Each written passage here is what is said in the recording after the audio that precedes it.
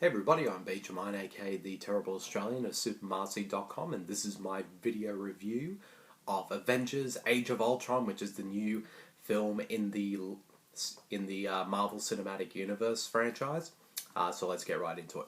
I should say first off, before I actually doing this video review, I've actually seen the film 3 times now, because the first time I watched it, which was I enjoyed it, but I wasn't. But there was something about it that didn't quite work for me. And the more I sort of thought about, the plot of the film, I started liking it less and less as the more I thought about it. And I knew sort of after that there were things about it that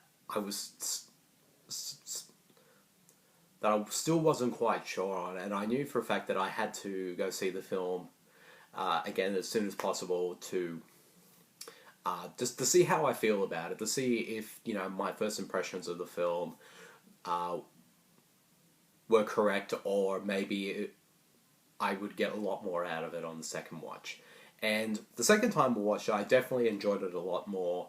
And then I sort of even though a lot of the things I sort of had problems with didn't really bother me as much on the second viewing, but there were still a few little inklings here and there, and I sort of out of a whim decided to go see it a third time just to see how, not just to see how I fully feel about it, but just to, because I feel like this is a film kind of similar to Christopher Nolan's sort of Dark Knight films, that it's a film where there's so much going on, and I feel like you need at least more than one viewing to sort of really process everything. It's not like the plot's confusing or complicated or anything like that. It's just the film is just so there's so much going on, at least compared to the first Avengers film, which I absolutely loved, but this plot for that was kind of pretty straightforward and everything, and very easy to follow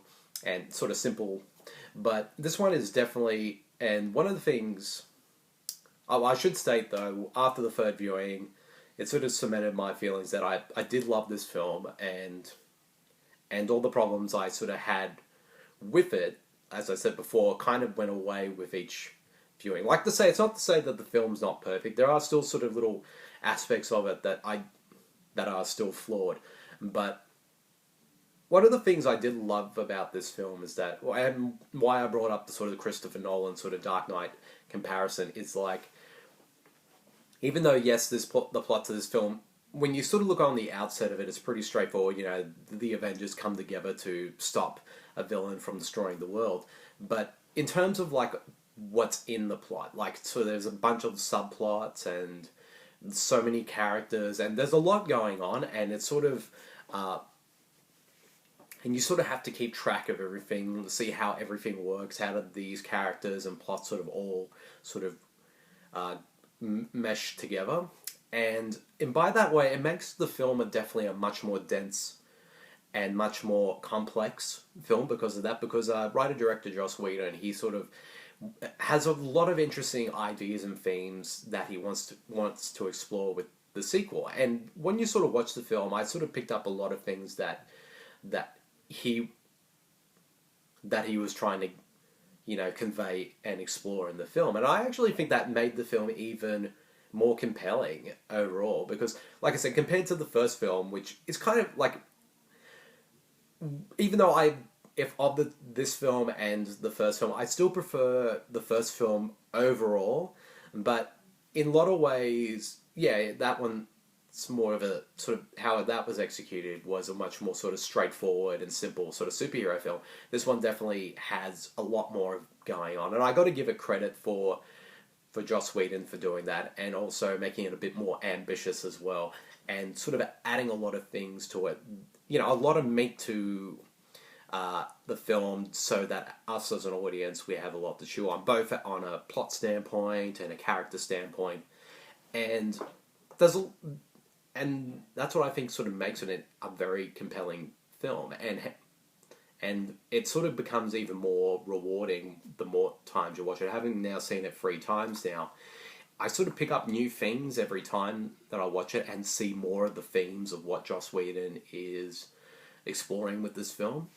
And in some ways, it is better than the first, but at the same time, I do think that it's not quite as focused, and I think that's why I feel like the film does feel a bit overstuffed when it comes to sort of plot and character and all that, and compared to the first film, because, like I said, Joss Whedon, while he does a great job sort of exploring these themes and ideas, but at the same time, it does feel, at certain points, it does feel a bit shaky, that if he lost control, the film could have easily been a huge mess, but luckily it doesn't fall into that. It did for me the first time I watched it, and that's hence why I needed it. But when I sort of saw it the second and third time, it definitely it didn't feel like that at all on these repeated viewings. But but overall, I mean, it's a hugely entertaining film. It's a terrific comic book film. And I found it compelling from beginning to end, and it's just a lot of fun. And also the cast, all the returning cast like Robert Downey Jr., Chris Evans, Chris Hemsworth, Mark Ruffalo, Scarlett Johansson, Jeremy Renner, all sort of, and Samuel L. Jackson, they all sort of shine once again in their roles. And also sort of newcomers like Elizabeth Olsen, Aaron Taylor-Johnson, Paul Bettany. Oh, well, Paul Bettany, was the voice of Jarvis in both the Iron Man films and the previous Avengers film. But he sort of makes his first on-screen appearance as Vision in this film. And also you got James Spader as Ultron, and of course you get cameos from a lot of people like Hayley Atwell, Anthony Mackie, Idris Elba, Stellan Skargard, and a few others that I'm not going to mention because that's in spoiler territory, so you have to watch to find out who. And I think everyone does a really good job, and everyone sort of does extremely well with their roles. Like, these are characters that we love watching the Avengers getting together and sort of, how they interact with each other and them as friends and as a team. And it's just great seeing that, and the film does a great job at showing that to us as an audience. And in terms of, and also, like, it's pretty funny as well. Like, Joss Whedon has a great knack of coming up with great one-liners and sort of great dialogue, and that's again sort of one of the big showcases for a lot of the humor in the film. And also, he does bring, with his script, he brings a lot of interesting surprises as well. There's one section of the film that I was actually kind of surprised where it went, mainly because I was expecting it to go one way, but instead it goes in a completely different direction, and I was pretty surprised by that. And also, the action sequences are all pretty well done. Like, some of them, can be a little...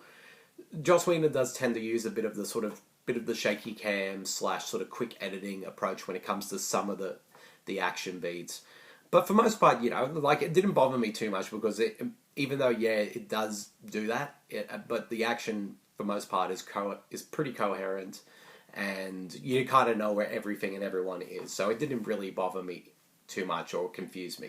And great visual effects once again, and the film definitely has, like I said, it's more complex, it definitely has a bit more depth to it, and we also get to know sort of more of the characters, particularly more into Mark Ruffalo's character of the Hulk, and Scarlett Johansson as Black Widow, and Jeremy Renner as Hawkeye, who, out of all the actors in this film, Hawkeye definitely gets the most. He's almost kind of like the main character in this film because he's like the most developed, and he's the one who gets an overall arc and everything in this film. And I think, and that's great because, like, even though I thought he was a good use in the first film, but I kind of wish with the first Avengers film we kind of got to know his character a bit more, especially since that was, like, other than his cameo in 4, this is like that was his first real sort of major role. But here he gets Jeremy Renner gets a lot more to do as a Hawkeye Clint Barton / Hawkeye.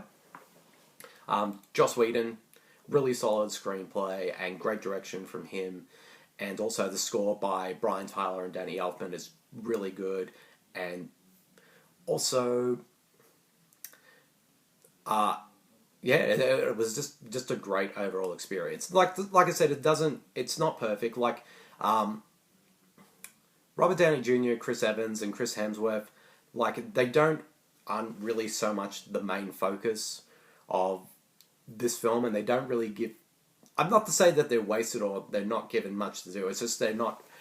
Like, at least in terms of this film, they're just, they just aren't given more to do. But I can understand that because, and it's all...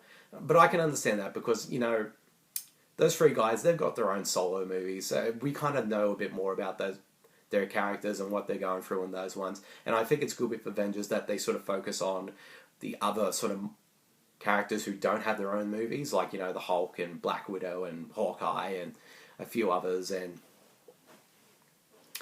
so on that level, like, I kind of wish they were just given a bit more to do, but that at the same time it didn't really bother me too much.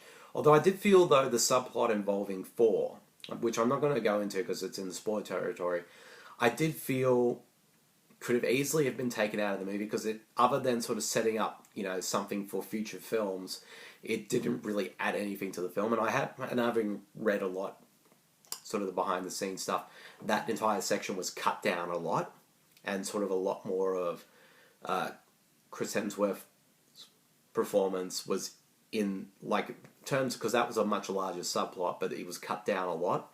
So that could explain why it sort of feels rushed and out of place in terms with the rest of the film.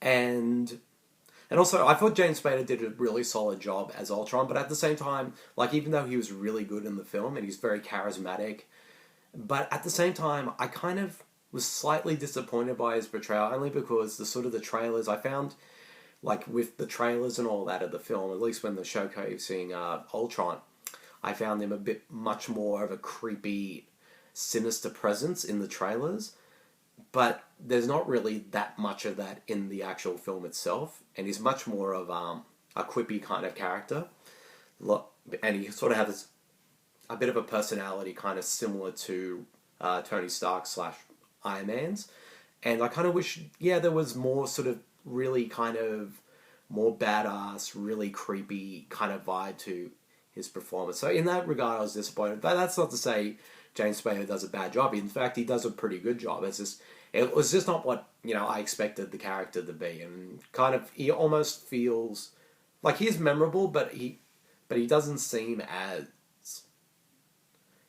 as good as, say, somebody like a Loki, who's such a really great and memorable villain. He's definitely not on the level of that, of him. Also, even though I thought the twins, Quicksilver and Scarlett, which did both actors, Aaron Taylor-Johnson and Elizabeth Olsen, were both really good in their film. Particularly Elizabeth Olsen, who I felt got a lot more to do. Although I did feel Aaron Taylor-Johnson, not to say his performance was bad either, I just didn't feel like he wasn't given much to do, and especially when seeing the sort of the X-Men universe, sort of how they sort of dealt with their version of Quicksilver in X-Men: A Days of Future Past, how that character was much more memorable and sort of stood out a lot more in that film. I didn't feel like this version of the character was as interesting as him, or just didn't really stood out as much. Maybe they could have been more to that character, but got cut out. But at the moment, it's like, Aaron Taylor-Johnson was fine, but I just didn't think, like, his, like, character in the film just wasn't given much to do and wasn't really all that memorable. And I did also feel like, I kind of wish this film was much longer as well, because it does feel like, even though it's a nearly 2.5 hour film, it feels like it could have been better if it was, like, much longer, because I feel like there's not a lot, like, so much is going on. It's a rapid fire pace, and it's so quick that you kind of wish that the movie would just take a bit of a moment to sit back and sort of have a bit of a breather in between scenes. Like, even just a few seconds just to slow things down and sort of delve in more of the characters and more of the plot and some of the subplots, so it doesn't feel as overplotted and rushed. So but from what I hear, the first cut was like 3 hours, so that would explain a lot of things, things getting cut down. Which hence why I brought up the subplot with 4 earlier, because that was cut down a lot. So, but overall, I think it's a great film. It's definitely one of my favorites of the Marvel Cinematic Universe so far. It's not perfect, but it's hugely entertaining, and it's definitely one I could see loving even more on repeated viewings, even though I've already seen it 3 times now. But I would suggest it, like, if you're out there and you're not exactly sure how you feel about the film yourself after the first watch, definitely give it another watch, because I feel like you'll enjoy it a lot more on repeated viewings. So overall, if I had to give this film a rating, I give it a solid 4.5 out of 5. It was definitely a lot lower the first time I watched it, but the more times I watch it now, the more and more I love it. Hence why I gave it that the 4.5 star rating. I would love to give it a 5. A part of me wants to give it a 5, but I feel like some of the little flaws kind of stop the film from getting that rating. And plus, I feel like the first Avengers film overall was a much more satisfying and more focused film, which I didn't really have that many problems with, and I didn't really have that many problems with. So, at least compared to this one. So overall, yep, 4.5 stars from me. Yep, that's it. That's my very long video review of Avengers: Age of Ultron. Sorry for running a bit longer than usual, so you can forgive me for that, because there's so much to talk about with this film. But I hope you all enjoyed it, and I'll see you guys all later. See you, everyone. Bye.